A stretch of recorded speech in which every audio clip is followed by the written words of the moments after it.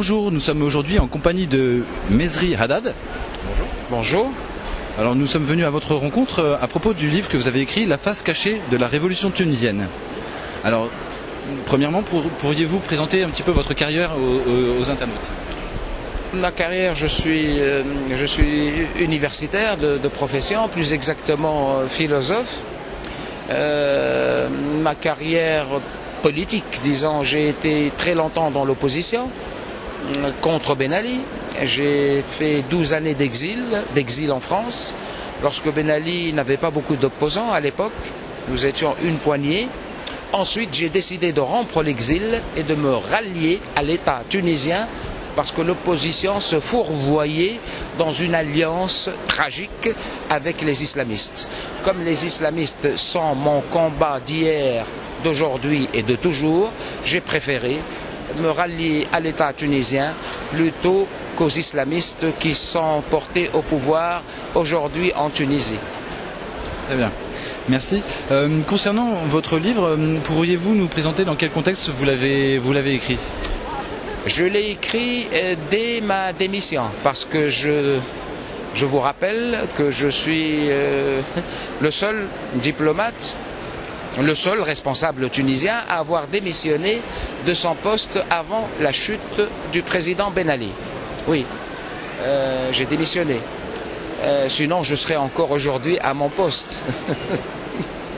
Je préfère être dans l'opposition contre les fascistes verts, c'est-à-dire les islamistes, plutôt que d'être à mon poste confortablement assis à l'UNESCO. Voyez-vous, c'est plus important de combattre les islamistes que de penser à une carrière. Moi, je n'ai jamais eu un plan de carrière, j'ai toujours eu un plan de bataille. Et cette bataille-là, elle est décisive contre la gangrène islamiste. Ce livre, je l'ai fait d'abord par devoir de témoignage. Donc, je l'ai écrit pour témoigner de ce que je sais, de ce que j'ai vécu, et puis aussi pour faire et entamer et essayer quelques analyses qui ne sont pas dans l'orthodoxie médiatique. On a parlé de révolution du jasmin, ensuite on a parlé de printemps arabe.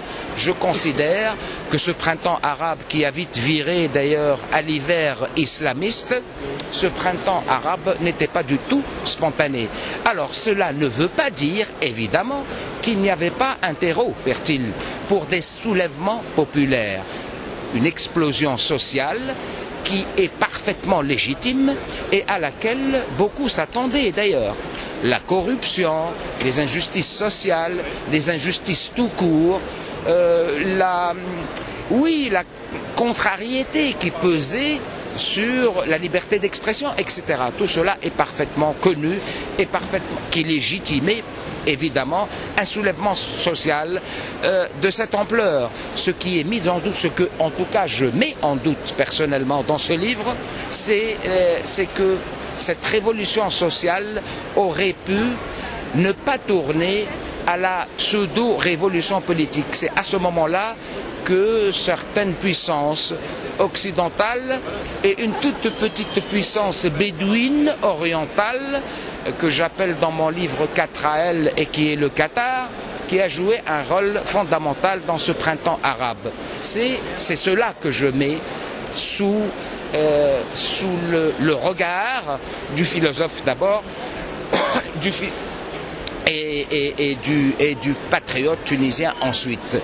Donc il y a eu perversion, il y a eu subversion d'un processus de colère sociale déguisé en révolte politique. Ce qui s'est passé le 14 janvier 2011 à Tunis, c'est un coup d'État militaire sous le haut patronage des services américains qui voulaient se débarrasser de Ben Ali pour lui substituer. Moi, ça ne me dérange pas qu'on se débarrasse de Ben Ali, mais lui substituer les intégristes, ça me dérange beaucoup. Alors, vous avez parlé du rôle du Qatar en Tunisie. Le Qatar a eu également un rôle trouble en Libye. Oui. Pour parler plus spécifiquement de la sortie de votre livre, j'ai cru comprendre que votre éditeur a connu quelques difficultés sur la sortie en Tunisie. Oui, bon, mais par rapport au Qatar, déjà, c'est pas un rôle trouble, le rôle du Qatar en Libye.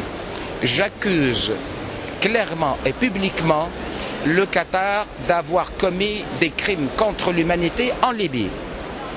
Je porte un doigt accusateur sur cet émirat bédouin qui se considère comme étant aujourd'hui le leadership du monde arabe. Voyez-vous, sa puissance c'est l'argent et avec l'argent on peut tout faire. Par rapport au livre, non, il n'a pas été censuré, mon livre en Tunisie.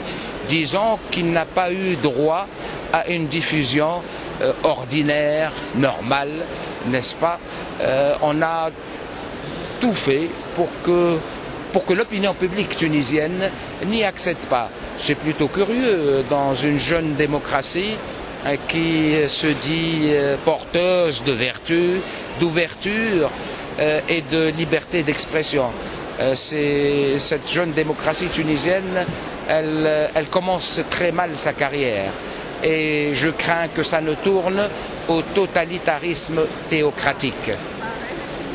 Très bien. Et une petite question concernant la constituante qui a eu lieu en Tunisie.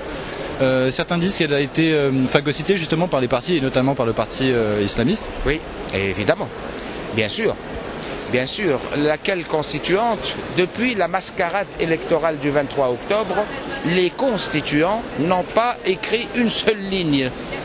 Je ne sais pas à quoi ils passent leur temps. En tout cas, cette mascarade a conduit les islamistes au gouvernement, ce qui était illégitime, parce que les élections du 23 octobre, c'était justement pour élire des constituants qu'ils s'occupent exclusivement de la rédaction d'une nouvelle constitution. Vous voyez, il y a eu un détournement d'électorat pour dire bon, on nous a élus pour la constituante et pour gouverner ici et maintenant. Ça, c'est une grande imposture.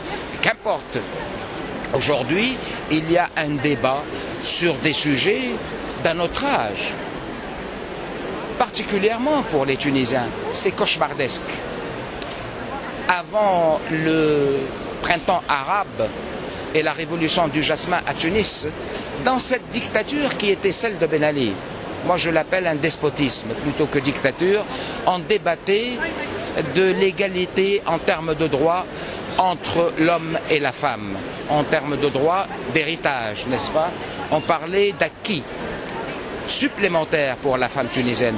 Aujourd'hui, on parle de charia et on parle de burqa, on parle même d'excision en Tunisie. Ça nous ramène aux années sombres de l'obscurantisme intégriste. Ça, c'est une affliction pour un Tunisien, vous savez. Oui. Alors, peut-être un petit message d'espoir quand même pour la Tunisie alors. Ah, bien sûr. Bien sûr, la Tunisie a près de 5000 ans d'histoire. La Tunisie a été détruite plusieurs fois dans l'histoire. Tel Carthage, la Tunisie renaîtra de ses cendres, encore plus belle, plus forte, plus ouverte sur le monde, plus proche de l'universalité et dégager définitivement des griffes des monstres islamistes, n'est-ce pas, qui sont des intrus en Tunisie. La Tunisie renaîtra. C'est un cauchemar, il a fallu passer par là, c'est inévitable. Pour transcender, pour dépasser, il faut subir. C'est la dialectique d'Hegel, n'est-ce pas? Eh bien, on va subir. On sera brûlé au feu de l'intégrisme, mais il y aura une résurrection de la Tunisie. Eh bien, souhaitons que ce soit pour le plus tôt possible alors. Je l'espère, cela dépend de la société civile et cela dépend aussi de la femme tunisienne qui mène un combat admirable pour ses droits et contre les islamistes. Très bien, et je vous remercie beaucoup. Donc je rappelle que votre livre La face cachée de la révolution tunisienne est sorti donc aux éditions Arabesque. Il est sorti aux éditions Arabesque avant la mascarade électorale du 23 octobre 2011 et il a été réédité en France aux éditions Apopsyx en France depuis le 1er janvier. Il est en vente dans les librairies en France et dans toute la zone francophone aux éditions Apopsix. Et il s'appelle La face cachée de la révolution tunisienne, islamisme et Occident, une alliance à haut risque. Merci à vous. Très bien, monsieur Mesri Haddad, je vous remercie beaucoup. Merci à vous.